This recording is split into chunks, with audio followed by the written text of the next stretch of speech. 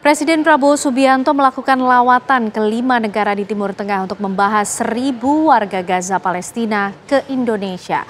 Apa yang kemudian menjadi pertimbangan Presiden Prabowo dalam mengambil langkah kemanusiaan ini? Dan bagaimana pula dampak bagi rakyat Palestina khususnya warga Gaza? Kami ajak Anda pemirsa untuk membahas hal ini bersama dengan pengamat Timur Tengah ataupun juga Direktur Baitul Maqdis Institute. Ada Bapak Pizarro Ghazali Idrus. Assalamualaikum, selamat malam Pak Pizarro. Waalaikumsalam warahmatullahi wabarakatuh, Mbak Ana. Baik, Pak Pizarro, kalau kita melihat kemudian bagaimana fokus dari Presiden Prabowo Subianto untuk bisa mengevakuasi 1.000 warga Gaza ke Indonesia. Pak Pizarro melihat apa yang kemudian menjadi pertimbangan terbesar? Apakah ini merupakan suatu gerakan ataupun juga aksi nyata yang ditunjukkan Indonesia? Iya, terima kasih Mbak Ken ya. Ini kan kunjungan Pak Prabowo lahir di tengah banyaknya sekali kritik dari masyarakat, kemudian juga lembaga kemanusiaan dan serta aktivis tentang apa gebrakan terbaru Indonesia setelah kita mengetahui Israel mengakhiri gencatan senjata secara sepihak pada pertengahan Maret kemarin dan genosida terus berlanjut sampai sekarang.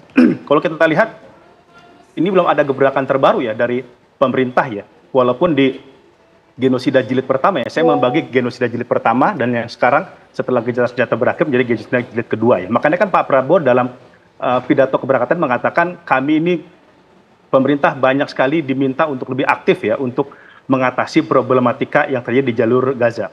Tetapi masalahnya Mbak Ken ya, bahwa kalau tujuan kita dalam tur Timur Tengah hanya untuk membahas mengenai evakuasi warga Gaza dari sana untuk kita kebawa ke Indonesia, ini menurut saya ada beberapa catatan kritis, Mbak Ken ya. Pertama, saya baru-baru ini ke Mesir ya, beberapa bulan lalu saya ke Mesir, dan itu juga udah pernah kita sampaikan bahwa ada niat dari berbagai kalangan di Indonesia untuk membawa para pasien Gaza yang ada di Mesir untuk kembali untuk dibawa ke Indonesia. Ternyata pihak otoritas Mesir jawabannya itu menarik, Mbak Ken. Mereka mengatakan ketersediaan dokter, rumah sakit, dan fasilitas medis di Mesir itu masih mencukupi untuk menampung atau merawat para pasien yang ada di jalur Gaza seperti itu. Jadi ini sebenarnya bukan isu yang sangat urgen. Kalau kita lihat ya, evakuasi para pasien ya, karena berbagai negara-negara Arab ya, ada Yordania, ada Mesir dan lain sebagainya, itu udah menampung para pasien dan mereka mengatakan fasilitas mereka itu masih mencukupi gitu. Untuk kemudian mereka bahkan tidak menyarankan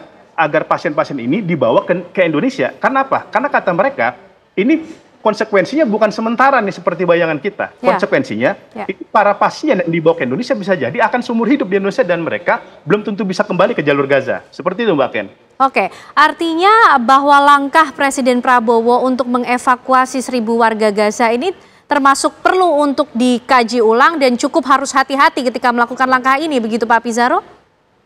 Iya, walaupun kita memang melihat ya, ini kita harus tetap apresiasi ya niat baik pemerintah ya, bahwa Indonesia tetap concern terhadap kondisi genosida yang terjadi di jalur Gaza. Tapi menurut saya, sebagai negara muslim terbesar di dunia, kita punya sejarah panjang perjuangan melawan advokasi dalam isu Palestina.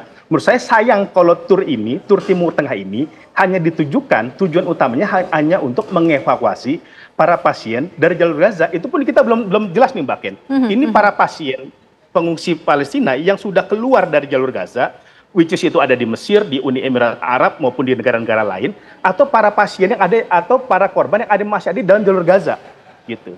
Ini pun juga menjadi tanda tanya bagaimana cara nanti mengeluarkannya, karena koridor Philadelphia yang itu membatasi wilayah Mesir dan wilayah Gaza sekarang itu dikuasai oleh para penjajah atau tentara-tentara Israel yang ada di sana, kayak gitu ya. Nah ini kita masih belum jelas nih konsepnya ini pengungsi yang di mana nih mau dibawa pulang. Tetapi lagi-lagi itu, kalau memang tujuan utamanya hanya untuk mengevakuasi, menurut saya sayang-sayang.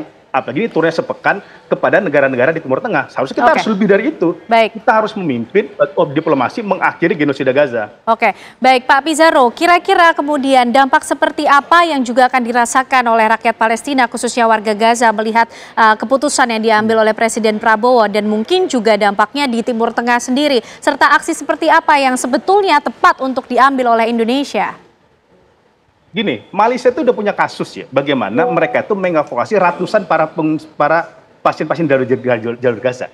Dievakuasi oleh Malaysia, kemudian dirawat di Malaysia, ternyata para pengungsi asal Gaza ini nggak betah, karena mereka diperlakukan seperti tahanan tuh, kan pasti akan diawasi 24 jam tuh Mbak Ken. oleh tentara, ya oleh militer kita, karena ini para pasien yang menjadi korban genosida Gaza, di mana ini menjadi pusat dari konflik geopolitik yang sangat panas yang terjadi di Timur Tengah. Belum lagi nanti kultur ya atau makanannya ya, misalkan apakah dia cocok dengan menu-menu makanan dari Indonesia dan lain sebagainya. Ini perlu kita pikirkan.